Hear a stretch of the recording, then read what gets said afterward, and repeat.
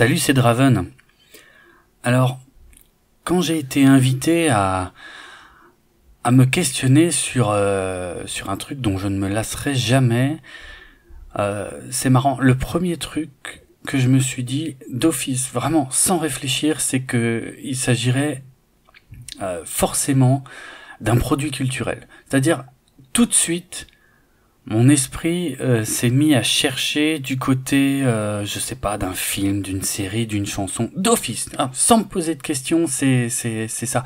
Et c'est marrant en fait, parce que en prenant un peu de recul, je me dis tiens, pourquoi est-ce que ce serait forcément un produit culturel? Je sais pas, j'ai pas la réponse pour le coup, mais je trouvais ça amusant de me questionner là-dessus. Alors en fait, je vais continuer dans cette voie-là et je vais un peu te faire part de l'ensemble de ma réflexion, parce que je me suis dit un truc dont je me lasserai jamais. Jamais. Je sais pas si tu réalises l'inéluctabilité du terme, quoi. Jamais. Et aujourd'hui, il faut que je me prononce sur un truc dont je me lasserai jamais. On est d'accord, c'est moi qui extrapole là, hein, je veux dire, c'est pas comment dire, l'exercice demandé n'est peut-être pas aussi précis que ce que moi j'en fais, mais l'énoncé, moi je le comprends comme ça en tout cas. Et donc aujourd'hui, il faudrait que je te dise un truc qui resterait valable, j'imagine, encore très non, c'est pas très longtemps. On dit jamais, donc c'est pour toujours, quoi.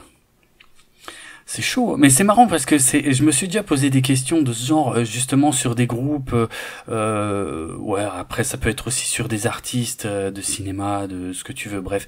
Mais par exemple sur un groupe, imagine un groupe que t'adores et puis un jour il merde complètement ou il commence à faire de la grosse soupe et tout machin. Je me suis toujours demandé qu'est-ce qui se passe. J'ai plutôt de la chance, moi de ce côté-là. J'ai jamais trop été confronté à ça. Je suis quelqu'un qui d'une manière générale ne renie pas trop ce qu'il a pu aimer, même en remontant assez loin. Mais justement là, je me suis dit putain, un truc dont je me lasserai jamais. Comment mesurer, par exemple, si je te parle d'un truc que j'ai découvert il y a une semaine et que je te dis ça c'est sûr je m'en lasserai jamais, je sais pas, tu trouverais ça crédible? Moi pas. Et je dis pas que c'est la vérité absolue. Moi pas forcément en fait. Je me dirais ouais quand même, tu t'emballes un petit peu. C'est bien de savoir encore s'emporter pour quelque chose, s'enflammer pour quelque chose. Mais je m'en lasserai jamais. Putain, c'est quand même c'est pas rien. Alors du coup, je suis remonté assez loin. J'ai essayé de remonter en fait le plus loin possible.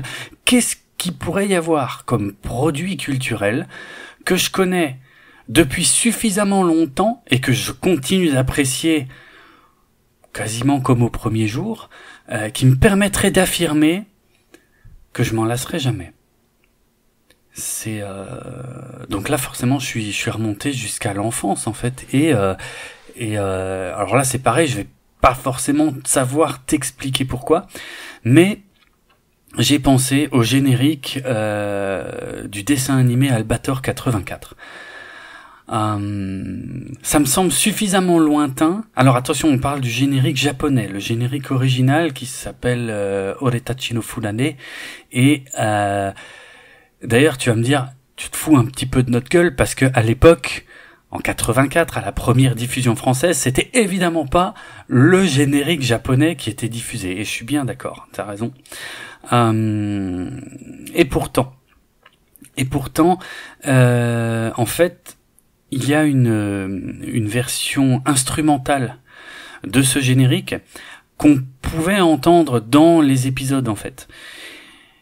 Donc, je connaissais ce générique bien avant de savoir que c'était le générique, en fait, que c'était le vrai générique. J'ai découvert ça des années plus tard. Je sais pas, j'ai dû découvrir ça fin des années 90.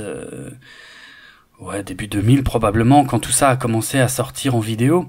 Mais en fait, j'adorais ce thème. Je ne savais pas encore que c'était le générique. Donc, du coup, il serait plus honnête de te dire que c'est la version instrumentale, en fait, hein, que je kiffe, même si j'aime beaucoup le vrai générique aussi maintenant. Mais c'est vrai, quand j'avais 5 ans, c'était pas le générique que je connaissais, c'était la version instrumentale du générique qu'on peut entendre dans les épisodes. Bon, bref, 5 ans.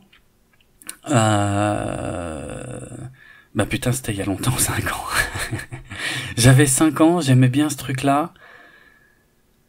35 ans plus tard, j'avoue que ça me procure toujours la même émotion, que c'est un thème qui m'emporte complètement, que je vois en fait le vaisseau, l'Arcadia qui prend son envol, qui défonce un petit peu tout sur son passage.